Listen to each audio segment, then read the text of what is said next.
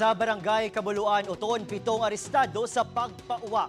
Si Daryl Marie Sarmiento, nakatuto. Makapila na ka beses nga may nagkaladakpan bangod sa iligal nga pasugal sa banwa sang Uton apang mayara sa gihapon nga wala nagapanuto kag padayon nga nagapasaway sa otoridad.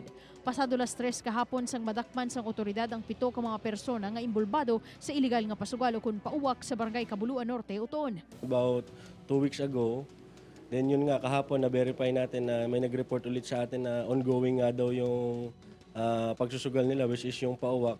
Arestado sanday Jeker Arabia, Edsel Tumulto, Juvie Gayas, Marvin Samuntan, Lorenz Sinato, Ronald Tuayang, kag Rolando Sinato, lunsay mga residente sang nasambit nga barangay. Apang ginpanginwala sa mga arestado nga imbulbado sila sa pagpauwak. Wala man kami, hindi kami anal sa muna nga uwak mo. Wala man kami magdinalagan niya eh. Nakuha sa mga suspetsado ang 5 ka mga manok, 530 pesos nga pusta kag iban pa nga gamit sa pagpauwak.